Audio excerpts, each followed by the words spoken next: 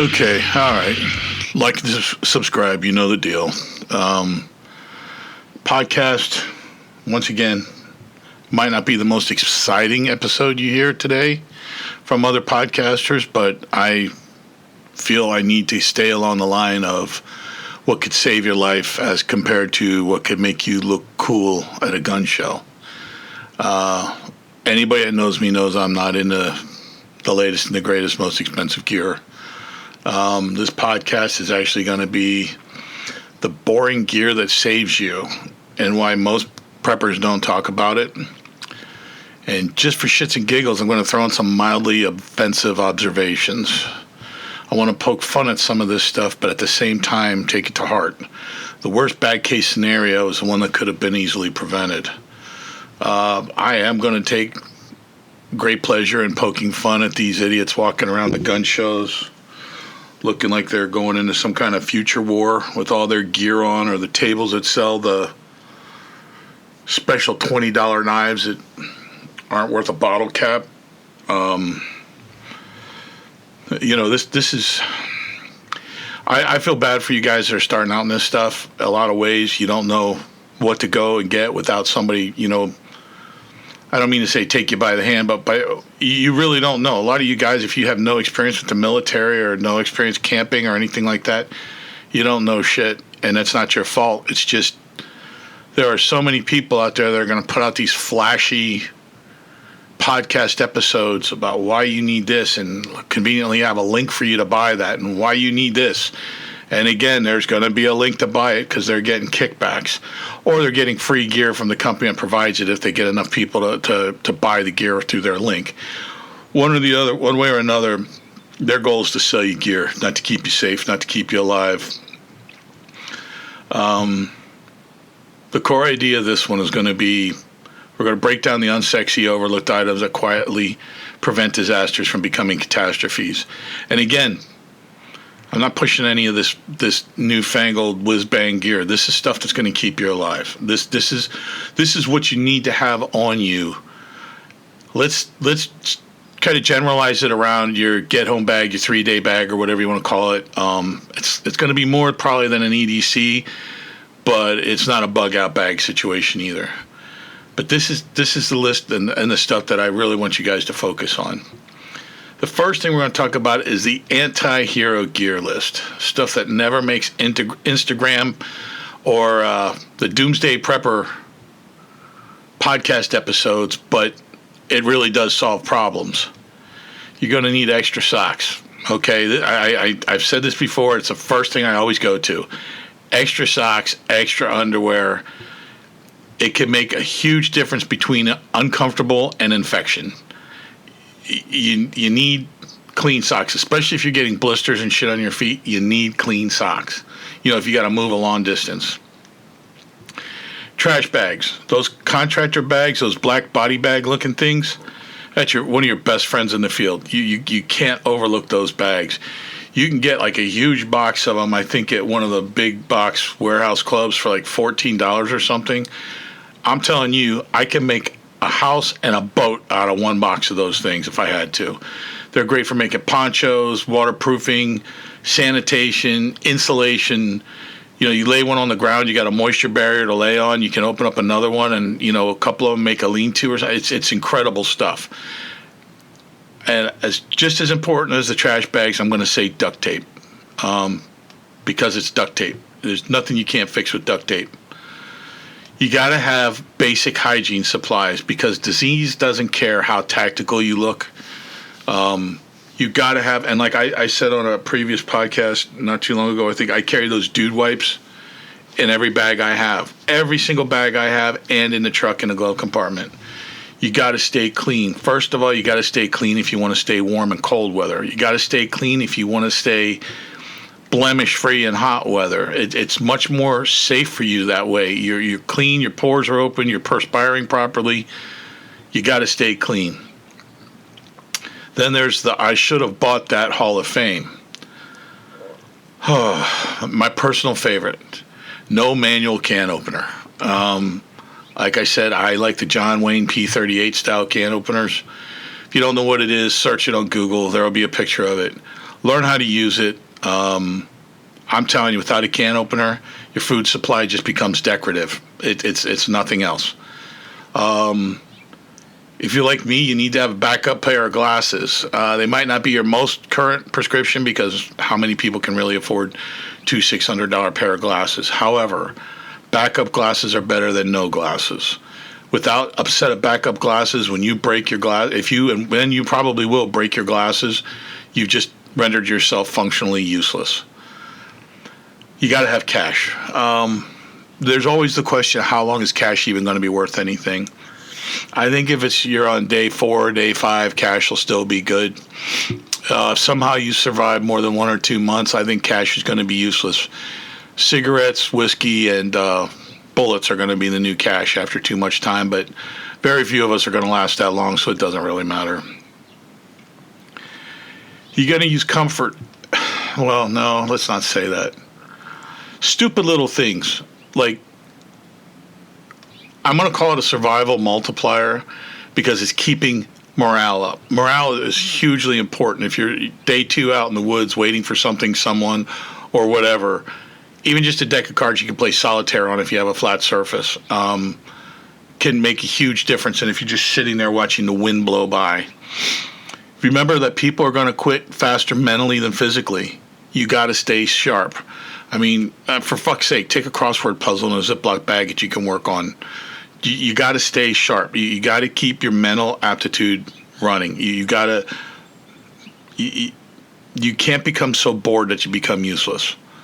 I know a lot of guys that like to whittle when they're out in the woods. If you know your way around a knife, good idea. It takes a lot of time to do something. The problem is the guy's only got one knife. It's that huge Bowie knife that's, the size of a small child, and they try to whittle with it and they end up taking their thumb off. So just keep in mind you want maybe a small knife to whittle. I don't know. It's something in the bag. If you're looking at being out, you'd be surprised how bored you will get by the end of day 2 with nothing going on if you're just sitting out in the woods waiting for time to go by. Always, always, always have something to do to keep your mind, going and in check. Then you get the maintenance acquisition stuff. You go and you buy that flashlight, batteries included, and just throw it in your pack without even taking it out of the packaging. And you get out there and all shit's breaking loose, and you gotta put a tent up, or there's something moving around. You don't know what it is. You pull out your flashlight and you turn it on, and here the batteries are dead, and it's nothing. If the batteries are dead in a flashlight, it's nothing. It's not a flashlight at that point. It's just a thing. And how about you guys? You know who you are. You got that water filter still in the box since 2019. You haven't taken it out. You haven't tried to use it. You don't know how to use it. You don't even know if it works. But you're going to put your life on it. You're going to rest your life on that water filter. Maybe you're in a situation where you're at a cabin and weather's been really decent. It hasn't been hot, hasn't been cold. You haven't really needed any energy because you got your lanterns and shit like that. You're just going out for overnights just to get away. Well, now you're out there for a couple days, maybe a week, and you're happy because you have a generator that works.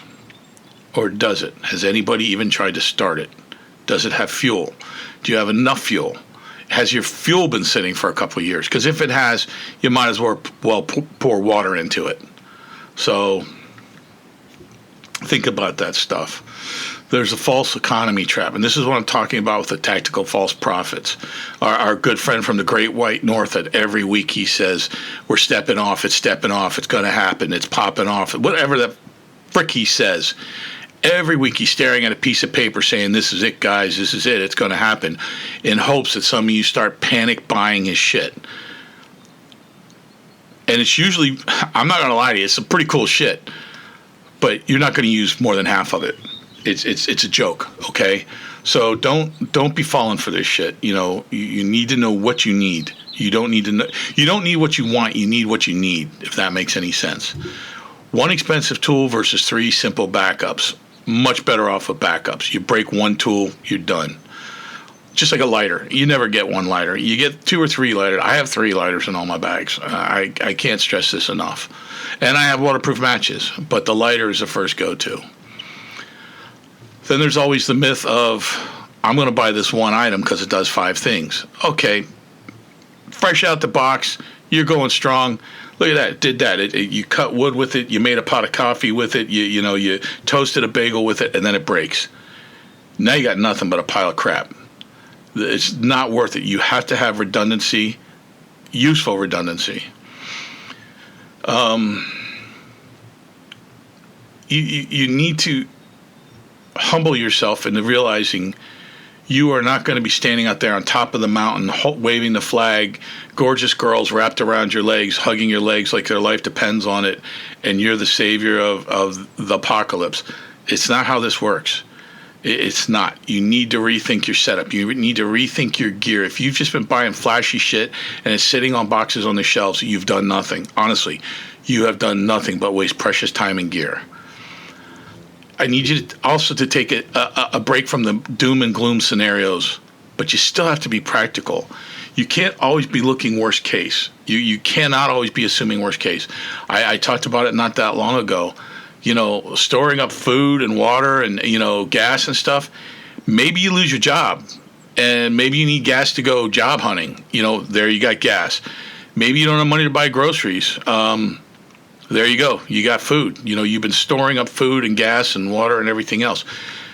Hopefully you're avoiding situations like, okay, for example, hey, congratulations, you just bought a night vision, an $800 night vision setup, but you forgot to buy toilet paper. How do you think your day's going to end? See what I'm saying? Stupid little shit outweighs the need of expensive shit 99% of the time. This cult of cool gear, it's sexy. You look at this shit and you think, man, I got to get that. I got to get that. I got to get that. But do you really have to? I know it appeals to specific types of preppers. It's usually the new preppers. You know who I'm talking about. You might even be one of them. They own gear like it was designed during a brainstorming session between a Navy SEAL, a sci-fi prop designer, and someone who just discovered carbon fiber. The gear they have, they don't even know how to use. They just want to walk around with it so they look cool. And they have this romantic fantasy in their head that when the time comes, they're going to pull out that one device that they bought that's going to save the day. No, you're not. It's not going to happen. You need to be more realistic if this is the way you think.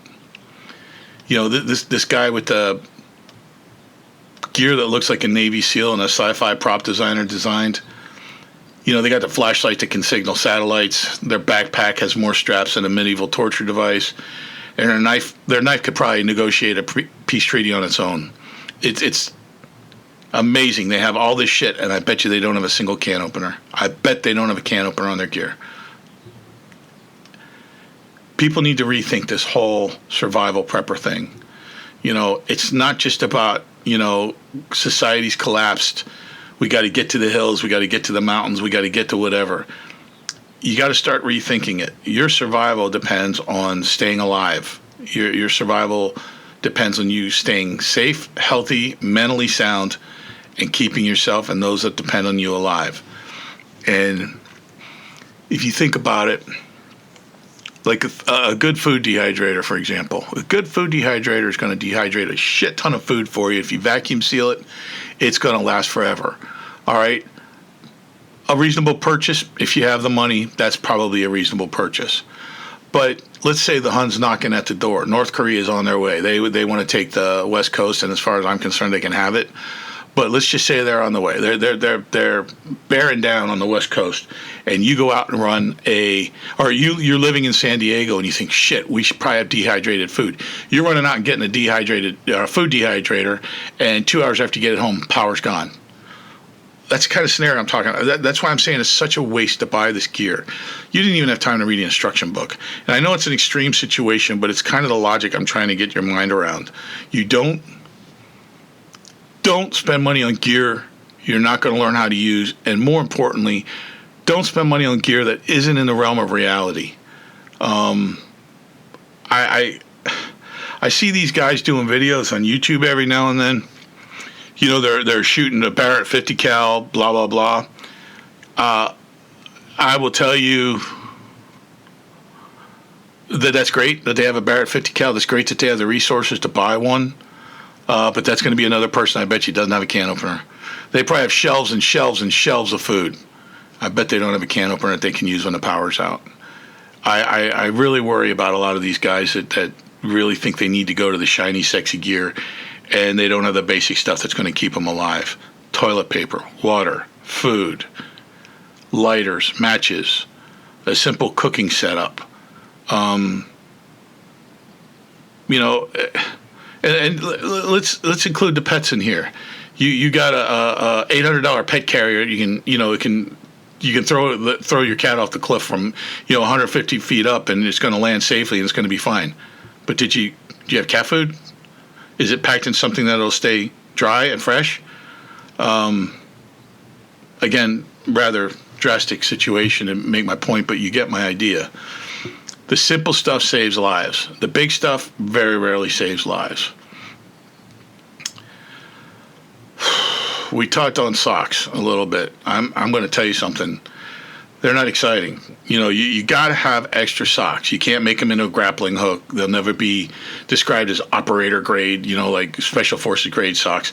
But you know what? Dry feet are everything, especially if you have blisters. It keeps you from getting infections. Your uncomfortable truth here is your feet are the foundation of everything you plan to do. Walking, running, relocating dramatically, staring into the distance, you still have to stand on your feet to do it to have a good pose. You need clean socks. I recommend getting a vacuum sealer and some bags and putting them in a vacuum sealer bag. It takes up less room and it keeps them dry. Because I've been trained how to use my pack as a flotation device, and I got to tell you something. If I have to, I will. Those vacuum sealed bags are just going to make that floating device even more buoyant. Again, just a little bit of information for you there.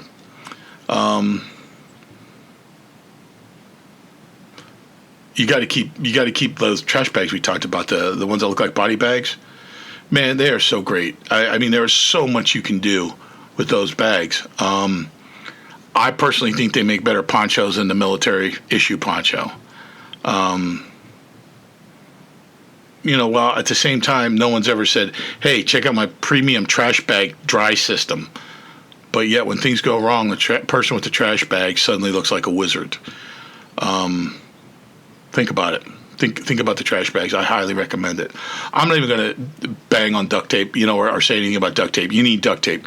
Now, I don't put that big honking, 10-inch roll of duct tape in my pack. First of all, it's too heavy, and second of all, it takes up too much room. What I do is I wrap duct tape around all my lighters. I'll wrap it around my water bottle if I have a water bottle. I always have duct tape. It's also good to start fires if you didn't know that. You can make a ball with duct tape and light it on fire. It's great to start a fire. You got to keep in mind, if something's broke, you can tape it. If something's leaking, you can tape it when it's dry. If something shouldn't move, but it insists on moving, tape the shit out of it. It won't move anymore. Duct tape is like wizardry in the field.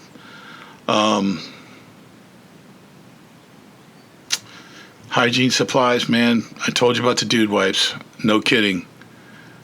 It's not a fun topic, but you got to be ready for it.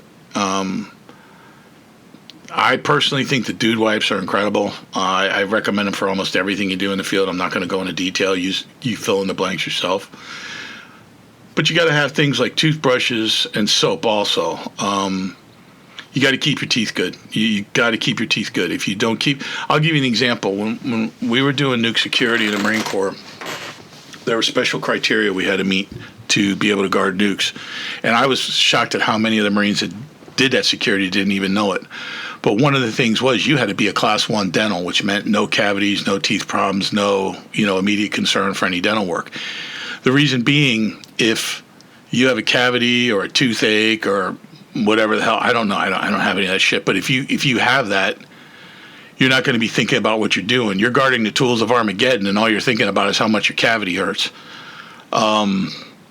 You have to be a Class 1 dental, because if your teeth aren't good, you're not thinking straight. You're not performing at optimum performance levels, and an infected tooth can be a major life-threatening situation if it gets infected enough.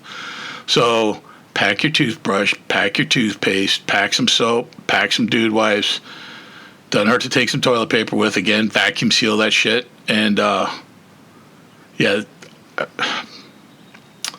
just think about the things that can get quickly out of control. Maybe like, on top of your trauma bag, have a little first aid kit that you might have, at hand, like just with the Band-Aids and maybe some dental floss in it and maybe a tweezers to pull out splinters and stuff, so you don't gotta yank out your trauma bag and spill it all over because you didn't secure it right. So just think about that. There's always the I should have brought that, or no, I'm sorry, there's always the I should have bought that Hall of Fame items. First one on the list, manual can opener. You have food, you have plenty of it, can stacked like a monument to your preparedness. The power goes out, you smile confidently, thinking, I'm going to go grab a can of ravioli, and then silence, because you realize your can opener is electric. How many times I wonder that's happened. Truthfully, if it was a can of ravioli, I'd probably chew through the can to get to it, because I like canned ravioli that much. We already talked about the glasses. I'm not going to go over that again. I'm just going through my outline here. You should have a pair of glasses in a very rugged case, which I do. Cash. How much cash are you going to carry? Everyone always wants to know how much cash should you carry. How much are you going to need? How much are they going to price gouge you on stuff you need during, long-term power outage or civil unrest? I remember going to D.C. to go see the Marine Corps Monument. Frickin' long drive. But it was just one of them hot and humid days, like, you get out of the car and you stand up and you feel that heat and humidity hit you, and it just feels like Jesus is pissed at you. That kind of humidity is like, you just don't want to be there, but you came this freaking distance and you can only drive so close. So I remember starting out the morning like that. It was just that bad. And we had gotten a couple bottles of water, and I think we paid like $1, maybe $1.50 for a bottle. Well, as the day went on, humidity didn't go away, and it didn't get any cooler. It got more humid and more. I mean, you actually could see people passing out on the sidewalks. It was that bad. And we got back down to that water cart in the same place we paid. I think it was $1.50 a bottle for water. They were charging $5.50 for a bottle of water. So you want to know how much? You can probably hear that siren in the background. The window's open. Don't worry, the house isn't on fire. The cat probably dialed 911 again just for shits and giggles. Miserable ass cat. But you see where I'm going with this, how prices are high. And this wasn't even an emergency. It was just an uncomfortable situation. So think about that, how much you might need. Basically look at whatever you think you're going to need, what it costs right now, and multiply it by 5 for starters. Oh, good coffee. Good coffee. There's a strange idea floating around that discomfort equals toughness. Nope, it doesn't. There's no reason to make yourself uncomfortable. Whatever you can do, make yourself comfortable with what little you have in the field. This is where those black contractor bags, man, you can make one hell of a nice pillow if it's a really thick mill plastic and you have pine needles and shit like that, or leaves or whatever. You can make a pretty decent pillow with one of them bags. You just don't want to sleep face down. You'd probably suffocate. Other than that, you can make a decent pillow. Morale matters more than you think. This pillow is just part of morale, and I'm telling you, it matters a lot more than you think. You can survive physically for quite a while. Mentally, that is a much shorter timeline. Small comfort item, like I said, a deck of cards, decent cup of coffee, even just like a familiar snack, can improve your ability to function very quickly. Without morale, everything feels twice as hard. With morale, even bad situations feel a little bit more manageable. Not a lot, but a little bit. This is less about luxury and more about not losing your will to exist or over slightly damp socks and instant noodles. Ramen noodles are great for the field. Damp socks aren't. If you got a pair of dry socks, you got some really good ramen noodles, can of Vienna sausages, man, I can make a meal good enough for the Queen of England. I wouldn't give anything to Charles because he cheated on that hottie lady Di, but I would cook for the Queen of England. Not that Kamala, no, not that Sleestack looking chick, but I mean the original, the real Queen of England, the one that just died. Okay, off topic, sorry. Your gear. The maintenance of your gear is extremely important. Owning gear is very easy. Buying gear is very easy if you have money. Maintaining it is where your dreams about that gear go to die. If you don't maintain it, don't even take it. You might have a flashlight that, like we said, you could, start fires with the beams that bright and that hot and everything else about it. It's got a compass in the handle, which I'm sure is a killer compass. You can probably use it as a language translator and change tires with it. But if the batteries are dead, it's useless. That very expensive paperweight has just reminded you of your own neglect. Not a good situation. Then you got the untested gear problem that we talked about. You might have all this shit, you're assuming it works. Generators were never run, tested, maintained, never put oil in it, and it's not going to run long. Water filters were never used. You might just have a casing and you don't even have a filter in the damn thing. You're going to find out it real quick when you get to screaming shits. And radios were never turned on, which means they were probably never programmed. So when you turn it on, you just get 000.000. You're not talking to nobody. Testing gear can fix the fantasy before it turns into a nightmare. Test your gear. What else do I'm looking down through this outline? There's that whole thing where you got the guy that drives a Range Rover to the gun show and he's convinced that one expensive item is going to make up for three cheap ones. Again, not necessarily.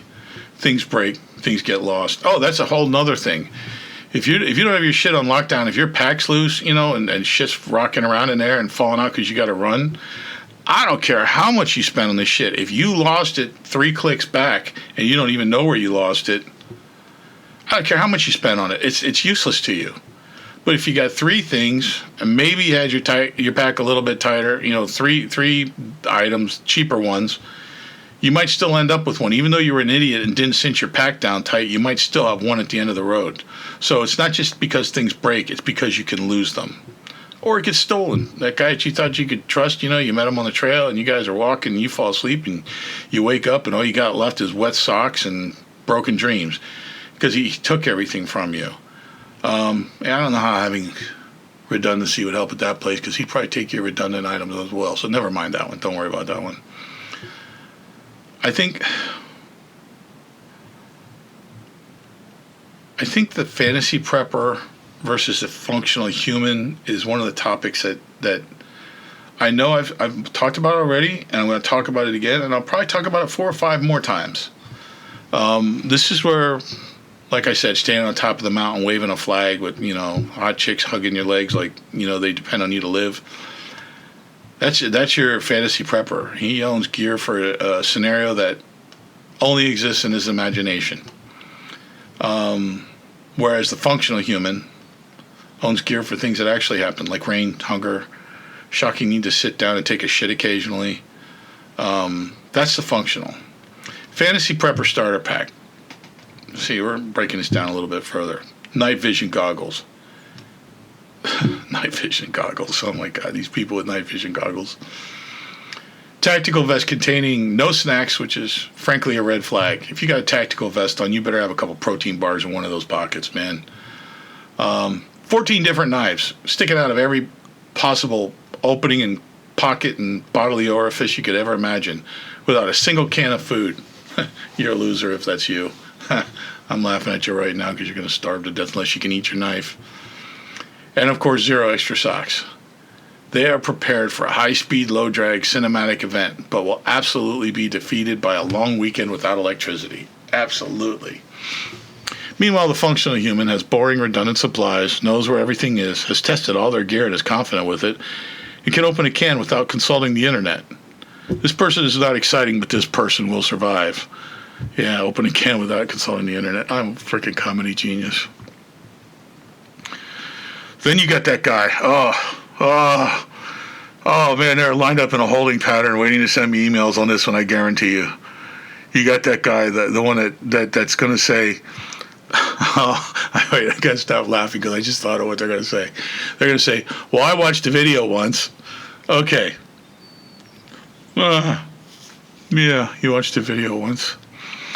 They're the ones that are going to buy the gear they don't understand because they did watch a video on it. They're forgetting that the guy that made the video was standing there.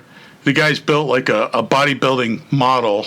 He's standing there flexing the whole time using this shit. And somehow this little twisted individual that watched the video once thinks, well, if I have one of them in my hands, I'm going to look just like him. No. It's just like when fat chicks watch videos about, hot chicks in tight T-shirts.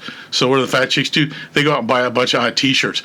Didn't work, lady. I'm telling you right now. It doesn't work. Don't do it. It's the same thing. It's the same idiotic thing where people see somebody else doing it and think they can mirror it just by having the product. And it doesn't work like that. The I Watch the Video guy is also the one that is ignoring the basic principles on how to use a device because it already seems so simple. I didn't even watch the whole video. I know how to use that. Bet you don't. And they're the ones that are going to step off the pier. They're the ones that are going to try the solutions that are way too ambitious for, we'll say, the lack of training individuals. You got to look at the skill versus ownership parameters. The whole idea that owning something doesn't mean you can use it. Owning a water filter does not equal knowing how to use it correctly. It's not the same thing. Owning a radio doesn't mean you understand communication. Just because you didn't buy that $30 ham radio, you got the $800 ham radio. If you don't know how to use it, the $30 ham radio would have done just as much for you.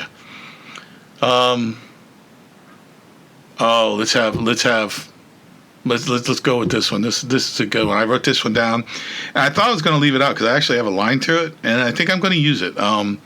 They bought a survival manual. They got one of those SAS survival manuals, and they told themselves all the way home, or maybe they bought it on Amazon. I don't know, but on the way home from the bookstore, they're telling themselves, "I'm going to read this, and I'm going to be the baddest mother jammer in the woods."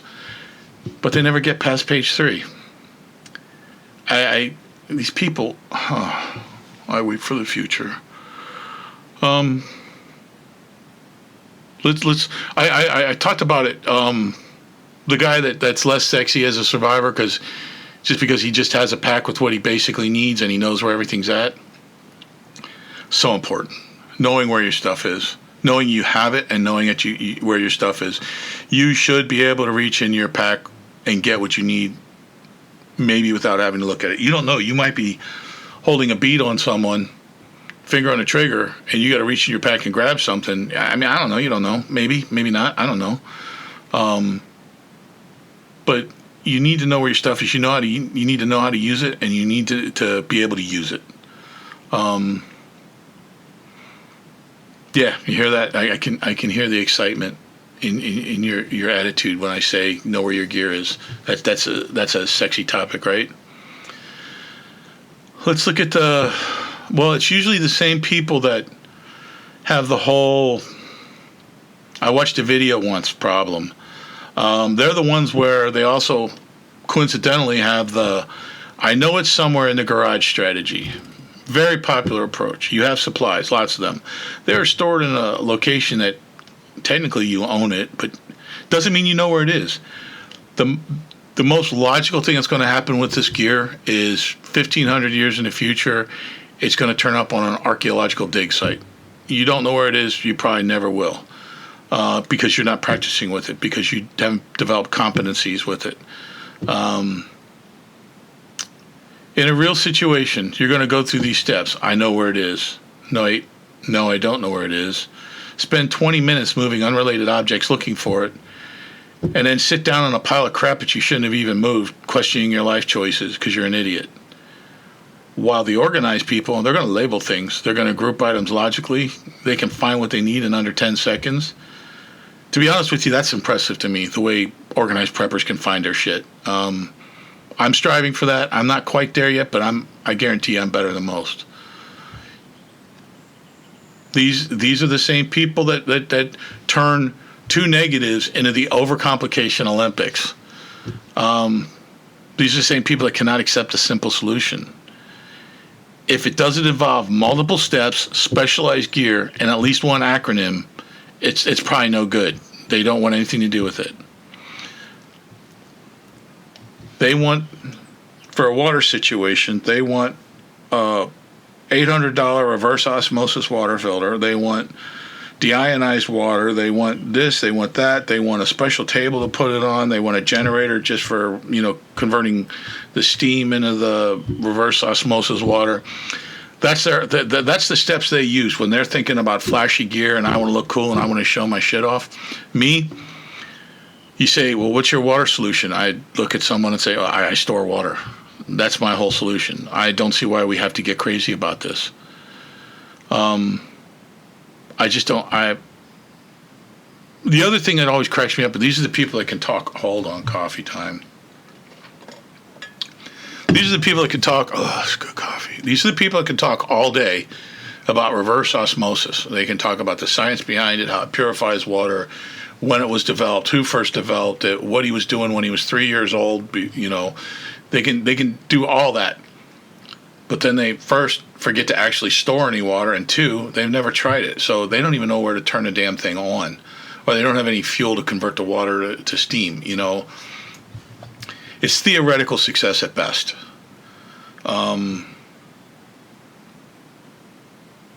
Then, after we get through all that, we're going to bug out, you got the weight problem. I like to call it the reason why you're not going to be able to make the full 20-mile march we need to do. There's a recurring theme in prepping. When you look at these preppers and they sell these tactical false prophets online that are selling all this gear, and they try to convince you to pack like you're permanently moving out on foot immediately.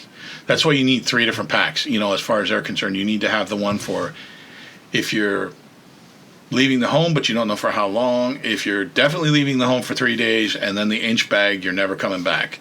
I don't have an inch bag. I don't believe in it. I'm gonna bug in. The house burns down around me, then I'll consider bugging out, but not until then.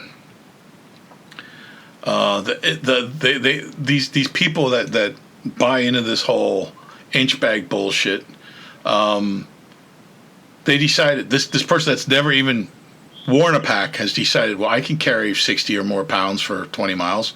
The hell, I can lift 60 pounds. They don't realize that it's not over even paved terrain, probably. And they don't realize just how far 20 miles is because they've never walked further than the parking lot to the grocery store. They've definitely not tried it recently. At the very least, they tried it 30 years ago when they were in shape. The reality check.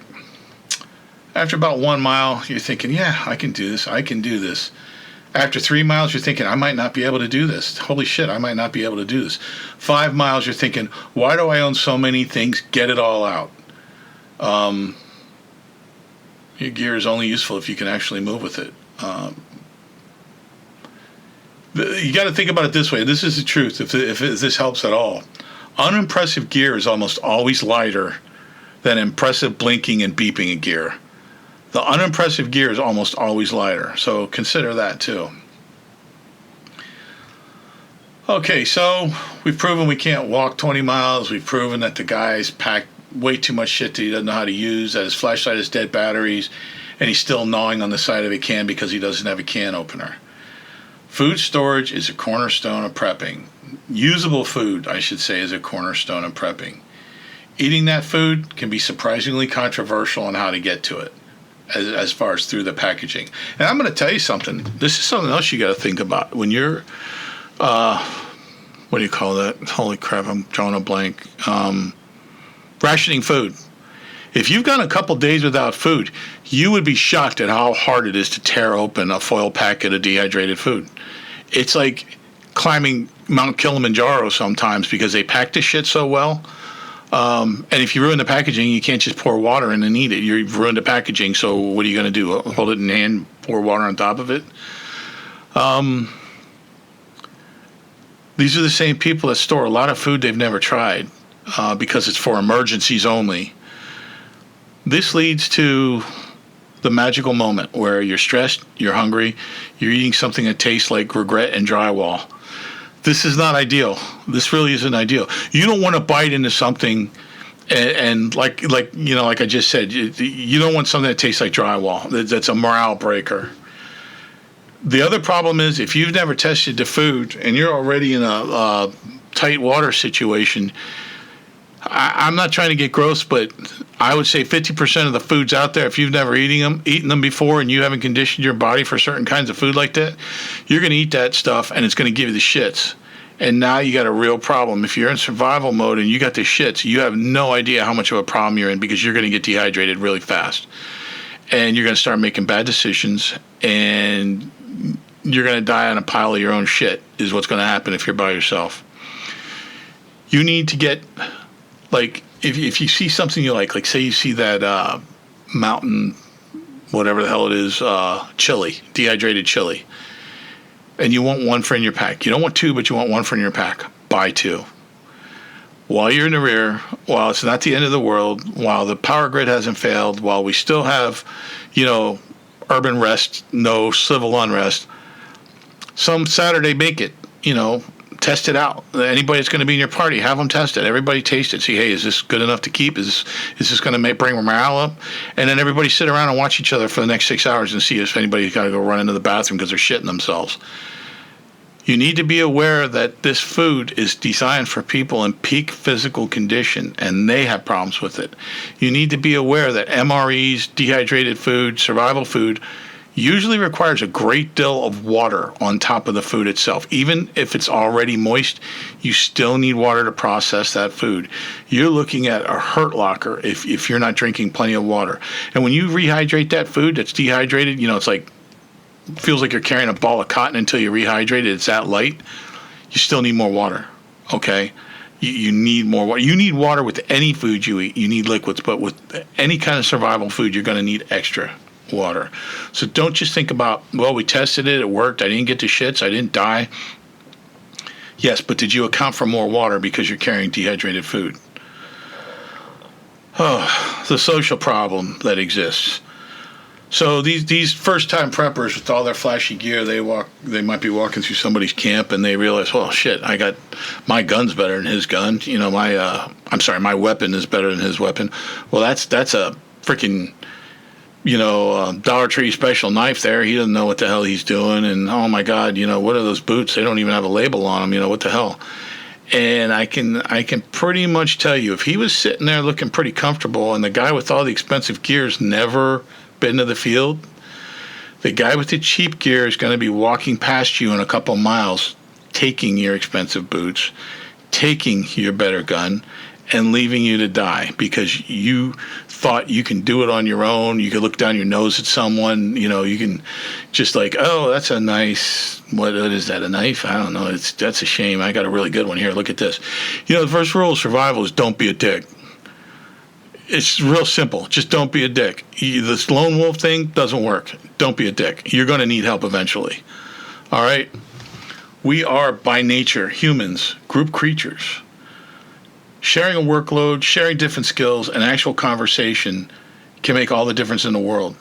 You're going out there you really think you can go out there and do it by yourself? Man, just go camping by yourself for a weekend and see how, or not a weekend. I would say, leave on a Friday, maybe come back on a Tuesday, and just see how the isolation feels. Don't be somewhere where you can still hear cars, or you can hear people talking, or you got to wait for someone to come out of the porta potty so you can go in. Get out there deep in the woods where you got to fend for yourself. You got to do, the only thing you have is what you carried in. And just for shits and giggles, turn your cell phone off. And just see how it goes. You're going to be texting people before you know it. You're going to be talking to people on the phone before you know it. And you're going to be watching videos on the phone before you know it. Because you're coming out of the field. Now imagine if you went past that 3 or 4 day mark and your phone was dead. So that's what I'm saying. Turn your phone off and leave it off and see how you do. All right?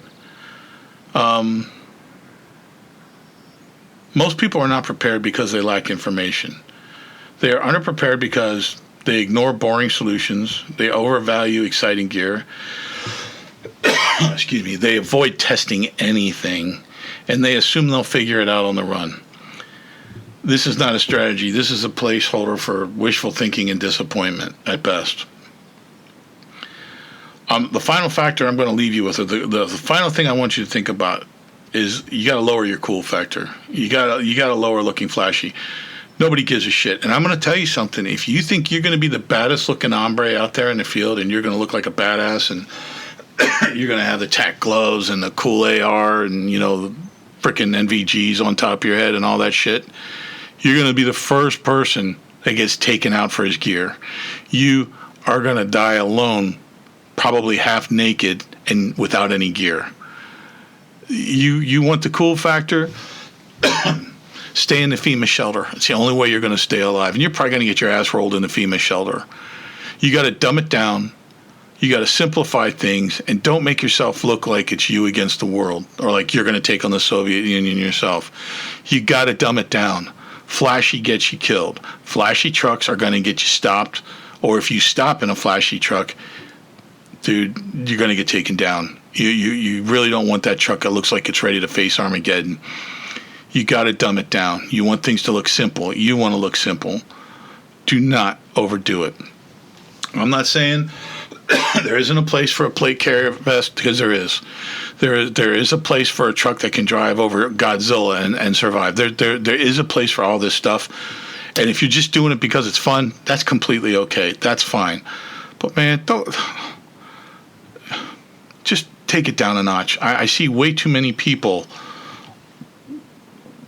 with the most expensive gear money can buy, and it turns out that shit doesn't do anything that a $20 holster can't do. What is that $150 holster going to do that a $20 holster isn't going to do?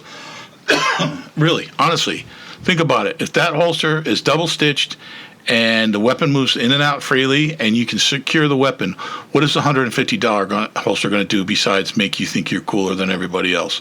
Absolutely nothing. A lot of the cool gear is functional. I get it. A lot of it can be functional if you practice. And if you're practicing with it, I see no fault with it. I encourage you, if you're going to practice with it, use it. But ask yourself, do you really want to be using gear that depends on batteries? Do you really want to be using gear that can cease functioning because you dropped it or something hit it? You got to keep in mind, if in a situation where it's all hands on deck and shit's flying and bad guys are pew-pewing and all kinds of shit's going on, that's not a time you're going to be taking it easy on your gear. If you got to rack your slide on your pistol, if it jammed and shit, you're going to be hitting that thing with the force of 1,000 men to try to get that thing back because your adrenaline's going to be going through the roof. Is that sight on there strong enough to take that? Is it going to take that kind of a racking? Is it going to take, you pushing on it that hard? Is it on there that good? Do you really feel that it's on there that good? Or do you think you might be better off with iron sights, something you can't really break? Something that's never going to fail you as long as you take care of your gun. There's no batteries to change. There's nothing to worry about banging it against. If you drop it, is it going to knock it off zero?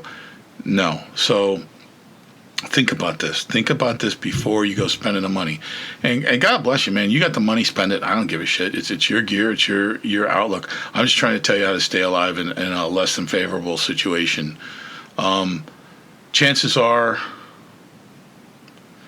I'd say too close to 100% of the people listening to this has never been in any kind of a firefight or combat situation.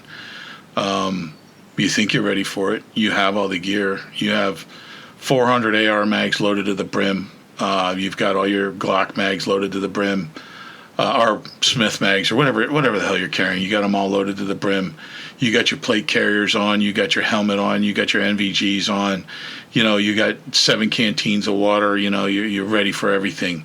You got your snake boots on. So you got snake boots on. That means the snake's going to bite you in the arm, hand, or face, okay? It's that simple. You got your plate carrier on. You're going to get shot in the face or in the ass or in the dick. It's that simple. Go simpler. Make yourself lighter so you can move quicker. The more you can move, the quicker you can move, the less of a target you are. And snake boots, the jury's out on them. I don't know. I don't know that I trust them myself, but I just threw it in there just to make it a little more interesting. Y'all carry what you can carry, but don't carry it. If you can't go out and go 5 miles and say, I could probably do another 5, you got too much gear. And I really, really encourage you to do it with a slung rifle. However you think you're going to be carrying your weapon, your primary weapon system, and your secondary weapon system, which would be your handgun, and full magazines. That's going to add a lot of poundage to your pack out right there. But you need to be able to go 5 miles and feel you could basically go 5 more miles, and then you're okay. And don't be ashamed if you got to scale it back. I mean, not everybody can be a combat Marine, let's face it. And that's nothing against the Army. It's just you guys got a hell of a lot more Humvees than the Marine Corps ever had. God, you guys got Humvees for taking the trash out. Gotta love the Army though. They had air when our air support couldn't get in. The Army was always there. I got no problem with the Army. The Motor T, Army Motor T, is fantastic. They were always there when we needed them. So I'm not banging on the Army. I'm more jealous than anything, for what it's worth. Just sum this whole thing up real quickly here, because nothing in survival fantasy faster than being defeated by a sealed can of beans. That's enough to think about when you walk away from this. One sealed can of beans can mean the difference between life or death, you starving or not. Those necessary fluids and that sauce and everything that your body's craving. You can't open that can of beans, man. You might as well wrap it up right there. I got nothing else. You guys watch your six and peace out.